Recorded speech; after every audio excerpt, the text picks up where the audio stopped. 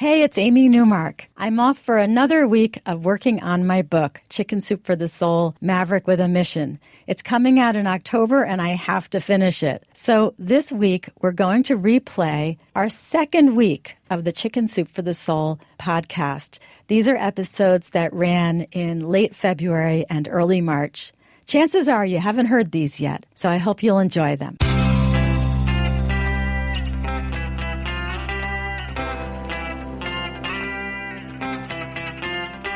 Changing your life one story at a time. This is the Chicken Soup for the Soul podcast with Editor-in-Chief Amy Newmark. Hey, it's Amy Newmark with your daily dose of Chicken Soup for the Soul inspiration. This podcast allows me to share with you some of my favorite Chicken Soup for the Soul stories. These are stories that just stick with me. I tell them over and over again to my friends and my family, and I do it because everyone else finds these stories fascinating too. That's what I love about our stories. They're real and they're just so different, and they really do prove that truth is stranger than fiction. So this story is from a friend of mine, Jeannie Blandford, who actually works for Chicken Soup for the Soul. This is someone I absolutely trust to tell me the truth. She was reluctant to share this story because she knew it was so incredible, but I pried it out of her a few years ago, and we put it in our hugely successful book, Chicken Soup for the Soul, Messages from Heaven. The story is called Heart Attack, and it's about a dream that Jeannie had when she was a college student. Jeannie was very close to her grandparents. They lived in a first-floor apartment in a New York City apartment building where her grandfather was the super. And in her dream, Jeannie is woken up by her grandfather. She's staying over at her grandparents' apartment, and her grandfather says to her, "Jeannie, get dressed, take your grandmother's hand, and follow me down to the basement." So Jeannie gets up, she takes her grandmother's hand, she leads her grandmother behind her grandfather out the front door of their apartment building and then back in through the outside door to the basement, which was her grandfather's territory as the manager of the building. When her grandfather opened the door to the basement, there was an awful smell coming out of there, but they went in anyway, whispering for some reason. And then Jeannie's grandfather told her to take her grandmother and hide her underneath a stairwell. And Jeannie said that her grandfather looked terrified, but told his wife that Jeannie would be back and that she would take care of her. And then her grandfather said, "Jeannie, come with me." And at that point in the dream, a huge shadow appeared behind Jeannie. And her grandfather said, "Run, Jeannie, run."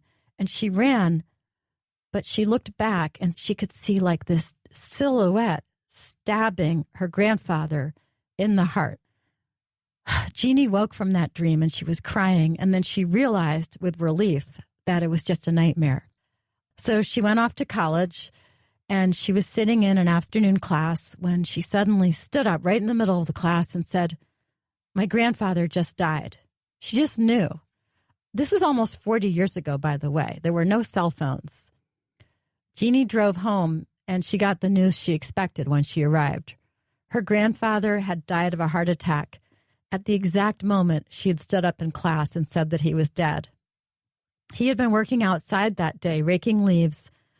And then he had come inside and he had given his wife a big kiss, and he lay down for a rest with his arms crossed as if he knew. And then he was gone. That was strange enough, right? But the story gets even stranger. A few months later, Jeannie's grandmother had a heart attack too, but it wasn't as massive a heart attack and she survived it. And when Jeannie visited her grandmother in the hospital, her grandmother was visibly relieved to see her. She was suffering from a bit of dementia, but what she said next to Jeannie was pretty spooky. She pulled Jeannie close and she whispered, "I thought you were dead. I thought he got you." And Jeannie asked, "Who got me?" And her grandmother answered, "That man, the man that killed your grandfather in the basement." Jeannie just froze. Her grandmother went on, "You saved me, Jeannie. You hid me under the staircase. I was so afraid, but Pop said you would come back, and you did. He said you would come back and take care of me, and you have. Jeannie had never told her grandmother or anyone about that horrible dream. She just didn't want to talk about it because it was so weird. But somehow her grandmother knew all about it. So what do you think? ESP? Did Jeannie's grandfather have a mini heart attack the night before the big one that killed him? Did he somehow feel his heart going and communicate telepathically with his favorite granddaughter and his wife that night? How did Jeannie and her grandmother both have the same dream? And how did Jeannie have a dream about her grandfather being stabbed in the heart just hours before he had a massive heart attack? It's all very strange. But you can see why I like my job. I get to read wow stories like that all the time. And I look forward to sharing them with you in the coming weeks. The next time we get together, I'm going to wow you in a different way, with a story that will make you appreciate how a positive perspective can dramatically change a negative reality into a positive reality. Thank you for listening today. I'm Amy Newmark. If you'd like to read more of these awesome, thought-provoking stories from the book I mentioned, Chicken Soup for the Soul, Messages from Heaven, go to our website, chickensoup.com.